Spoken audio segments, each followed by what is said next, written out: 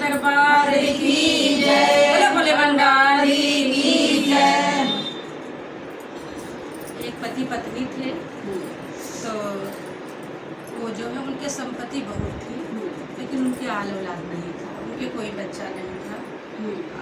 धन की उनके सीमा नहीं थी, बहुत ज़्यादा धन था, लेकिन जिसके घर में खाने वाला ना हो तो उस धन का लेके क्या करना बेकार। हाँ, फिर जो है एक दिन वो जा रहे थे, दूसरी जगह जा रहे थे, तो वहाँ शिव चर्चा हो रहा था। तो शिव चर्चा हो रहा था, तो जब देखे कि इतने भाई बहन सब लोग बैठे हैं, तो जा करके वहाँ बैठ गए। और जा करके बैठ गए तो वहाँ बड़े मतलब मौन हो करके उन्होंने भोले बाबा का सभी का कथा सुना। और कथा सुनने के बाद में जैसे सबको प्रसाद मिला, वैसे उनको भी प्रसाद मिला। और वो प्रसाद लिए, उसके बाद में वहाँ जो बहनें बैठी थी उनसे कहने लगे कि इससे क्या फल है। तो कहने लगे कि क्या फल मिलेगा, जो सच्चे दिल से इनको चाहेगा उनको ही जरूर है। तो वहाँ से किसी चीज़ की उनके पास कमी नहीं थी, तो उन्होंने कहा हे भोले बाबा, हमको संतान प्राप्त हो जाए, तो हम भी जो है आपका शिव चर्चा करें। उस समय भोले बाबा वहाँ विराजमान थे, उन्होंने जो है उनका स्वीकार कर लिया, उनका प्रार्थना उन्होंने सुन लिया। और सुन लिया तो जब वो घर आए, उसके बाद में जो है कुछ दिनों में उनके 7 पुत्र, कहाँ उनके एक नहीं था, कहाँ भोले बाबा की कृपा से उनके 7 पुत्र हुए। और 7 पुत्र हुए तो बहुत खुश हुए वो कि कहाँ एक नहीं था, कहाँ 7, अब तो हमारा घर इतना भर गया कि जगह नहीं। बच्चे जवान हो गए, तो वो शिव चर्चा कराना वहाँ पे तो उन्होंने कह दिया कि बब भी कराएंगे, जैसे कोई कोई होता है कि हम बहुत ज़्यादा उससे करवाएंगे। तो कहने लगे कि वो जो है क्या नाम है भूल, और भूल गए। बेटा जवान हो गया, गए शादी करने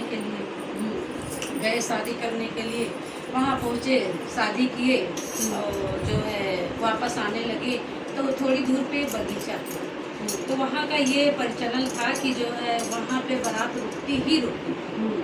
उस बगीचे में रात में बारात रुकती थी पूरी रात, फिर सवेरे तो जो है जब वहाँ बारात रुकी, वहीं खाना पीना सबका होता था, खाली इन्हीं का नहीं, किसी की भी शादी होती थी तो वहाँ बारात रुकती ही।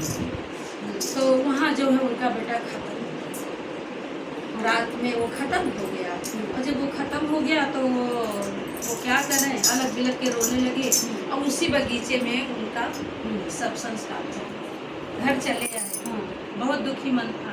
कुछ दिन बीता, फिर उसके बाद में कहने लगे कि कहते हैं ना कि दुख धीरे धीरे भूलता ही है। सही बात है। फिर दूसरे बेटे की ये हुआ कि अब शादी तो करना ही है, फिर दूसरे बेटे की शादी की।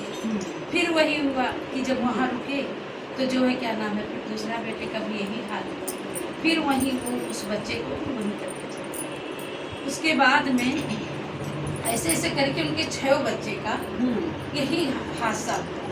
बहुएं बेचारी वहीं से लौट जाती थी, कहाँ आए, किस पे आए, कैसे आए, सब अपने मायके चली जाती थी।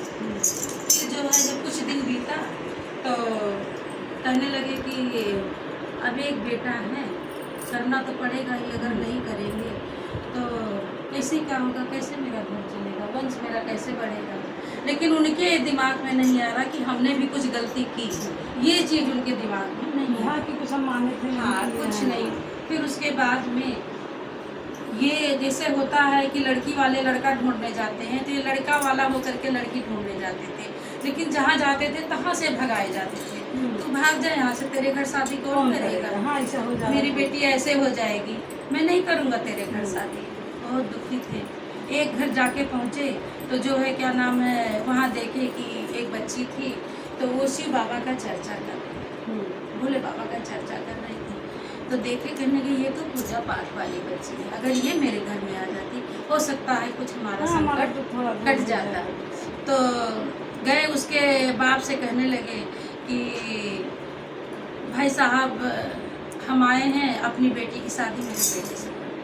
तो वो उठ के तनतना के खड़ा हो गया कि हाथ जोड़ते हैं आपके सामने, हम आपके घर शादी नहीं करेंगे, आपके घर शादी करेगा कौन, कोई नहीं करेगा, आप जाइए। तो बेटी से वो जो है निराश हो गए, फिर बेटी के पास गए और कहने लगे कि जो है बेटा हम शादी करना चाह रहे थे, तो कहीं कोई बात नहीं, अपने पिताजी से कहे। तो पिताजी से कहती है कि पिताजी आप मेरी शादी वहीं करिए। तो कहीं नहीं बेटा तुम जानते नहीं हो। कहीं नहीं हम सब जानते हैं, उन्होंने मुझे सब बताया है। और जो है क्या नाम है, उन्होंने बताया है कि मेरे 6 पुत्र का ऐसे से हो गया है, लेकिन फिर भी हम उनसे शादी करेंगे।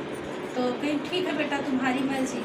तो जब शादी का बारात आई और जब बारात जाने लगी तो वहाँ वो कहने लगे कि अब की हम वहाँ नहीं जाएंगे। बाप कहने लगा, ससुर कहने लगा अब की उस बगीचे में नहीं जाएंगे, ये प्रथा हम तोड़ देंगे, वहाँ नहीं जाएंगे। हम 6 गंवा चुके हैं, अब 7वां नहीं गंवाएंगे। तो यही चीज़ कह रहे थे। बहू ने सुन लिया। बहू ने कहा क्या बात, हम कैसे जाएंगे घर, हम बिना अपने जेठ का आशीर्वाद लिए, हमें वहीं लेके चलिए। अब वो ससुर रोने लगता, नहीं बेटा वहाँ हम बारात ले ही नहीं जाएंगे। कहीं नहीं, बारात तो वहाँ जाएगी, मर्यादा नहीं तोड़ना चाहिए।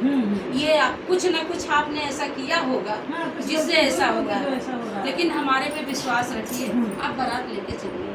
तो फिर वो रो रहे हैं, बहू के पैर पड़ रहे हैं, नहीं बेटा ऐसा मत करो। कि नहीं हम घर जाएंगे ही नहीं। अरे जब वो भले नहीं हैं, हम वहाँ जा कर के उनका पैर छू लेंगे तो हम कर जाएंगे, आप ले चलिए। जाती है, ले जाते हैं और कहती है कि जहाँ हमारे बड़े जेठ का वो है स्थान, वहीं पे हमको उतारिए।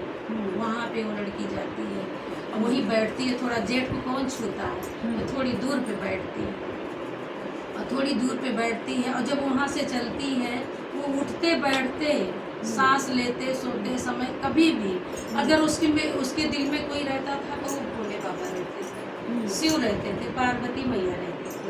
और इनके पूरे परिवार की प्रतिमा लेकर के वो साथ में चलती।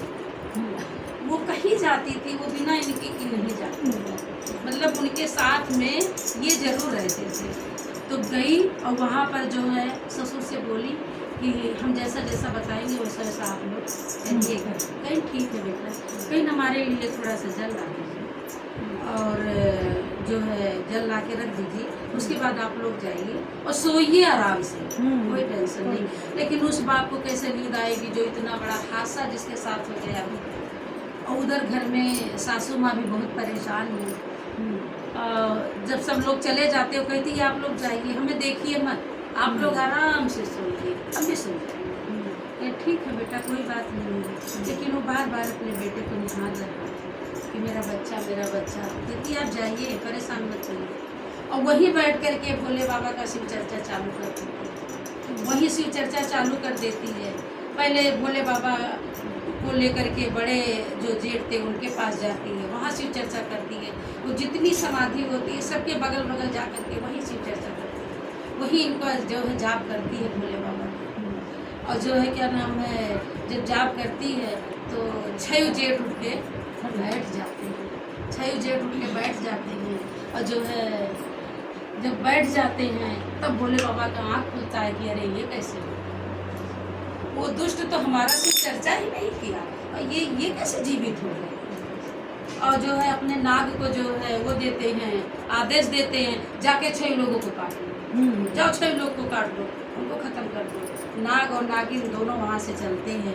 नागिन कहती है हाँ भोले बाबा जा रहे हैं 10 लोगों के सामने। कहीं हाँ हम बैठे जाके 10 लोग। और जब नाग नागिन चलते हैं तो जो है वहाँ पे पहुँचते हैं बगीचे में, उस कन्या के पास पहुँचते हैं तो वो कटोरी में दूध रखे रहती है और उस दूध को सरकार देती है। और जब वो दूध को सरकार देती है तो नाग देवता उसको पी लेते हैं। और जब नाग देवता पी लेते हैं तो उसके बस में हो जाते हैं, उस कन्या के बस में हो जाती है। और बस में हो जाते हैं तो फिर वो आदमी खा लेता है तो आलस तो आता ही, लोट पोट करने ही लगता है। और वो लोट पोट कर रहा है और नागिन तड़फड़ा रही है कि बताओ हम क्या करें, कहाँ हम यहाँ डसने आए थे और ये उसी का दूध पी करके यहाँ लौट रहे हैं, अब हम करें तो क्या करें हम समझ में नहीं आ रहा मेरे। फिर उसके बाद में भागते जाती है शिव जी के पास कि हे भोले बाबा वो तो उसी का दूध पी करके वहाँ लौट रहे हैं, हम क्या करें, कैसे हम डसे हैं, हम कैसे क्या करें।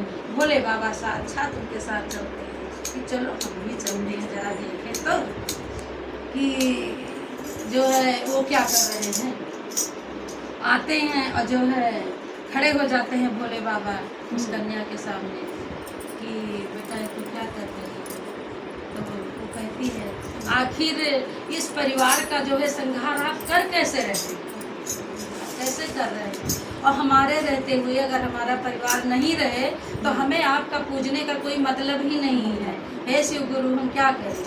तो कहने लगे बेटा इसमें तुम्हारी गलती नहीं, हम ही ने इनको दिया था संतान और इनके बच्चे जवान हो गए, लेकिन इन्होंने शिव चर्चा नहीं की, इन्होंने शिव चर्चा नहीं किया, बताइए हम क्या करें, हम क्या करें। तो वो कन्या कहती है कि जो है हे भोलेनाथ जैसे आज तक आपने टाइम दिया वैसे जो है थोड़ा टाइम और दे दीजिए, हे प्रभु थोड़ा टाइम और दे दीजिए, हम शिव चर्चा कराएंगे, हम शिव चर्चा कराएंगे। और उधर से जो है थोड़ी देर के लिए ससुर का आँख लग गया था और जब आँख खुला तो देखे कि अरे उसके तो सारे बच्चे बैठे, उसके तो सारे बच्चे बैठे हैं, उसके तो खुशी की सीमा नहीं रही। अरे मेरा भाग्य कि बताइए मेरे तो सारे, ये मेरी बहू आई कि मेरे सारे बच्चे जीवित हो गए। तो ससुर को आदेश देती है कि हे पिताजी आप जाइए और जो है हमारे सब जेठानियों को लेके आइए। तो खुशी खुशी वो जाते हैं सब, छयू समझाने जाते हैं और सबसे कहते कोई मानता नहीं है, कहीं मानिए हमारी छोटी बहू वहाँ है, वहाँ हमारे बच्चे बैठे हैं, आप लोग चलिए। तो जो है फिर बहू को, छयू बहू को ले जा कर के वहाँ उसके आगे खड़े करते हैं और जब खड़ा करते हैं तो ससुर जो है बहू का पैर छूने चलता है कि अरे बच्चा तुमने तो हमारी किस्मत जगा दी। तो कहती है कि नहीं पिताजी आप खड़े रहिए, पहले ससुर का पैर छूती है, लई से जेठानियों का पैर छूती है। लेकिन ताजुब ये था कि भोले बाबा सिर्फ उस कन्या को दर्शन दे रहे थे जो उनकी भक्ति कर रही थी और किसी को वो दर्शन नहीं दी। वो देख रही थी कि हमारे प्रभु पूरा परिवार हमारे साथ खड़े हैं और जो है, लेकिन भोले बाबा ने कहा कि बेटा ठीक है हम थोड़ा टाइम तुमको और दे दें। वैसे देने वाला तो आपके परिवार ने नहीं किया है, लेकिन हम जो है तुम्हारे कहने से तुम इतना जब तब कर रहे हो तो हम तुमको थोड़ा टाइम दे दें। फिर सातों डोली ले करके उनके घर आते हैं और जब सातों बहुएं आती हैं तो माँ का क्या कहना, माँ खुशी से एकदम पागल हो जाती है कि इतने दिन से तड़प रहे थे और जो है क्या नाम है, इतने दिन से तड़प रहे थे, हमारे साथों कहाँ, हमारा सब परिवार ख़त्म हो गया था, मेरा सब परिवार आ गया। और फिर पूरे नगर में ढिढोरा पिटाया जाता है कि जितने लोग हो, कोई भी हो, यहाँ तक कि जीव जंतु चिड़िया पक्षी जो मिलता था उससे उनको न्योता दिया जाता था कि मेरे घर आइए, मेरे घर शिव चर्चा हो। और जो है पूरा परिवार बैठ करके भोले बाबा का शिव चर्चा करता है और जो है इनका गुणगान करता है, इनका कथा करता है और भोले बाबा प्रसन्न हो जाते हैं, जैसे कि तैसे उनको कर देते हैं और जो है भोले बाबा का शिव चर्चा सब पूरा विख्यात हो जाता है पूरी दुनिया में। बोलिए हर हर महादेव, मैया भवानी दया करो, जागा जागा।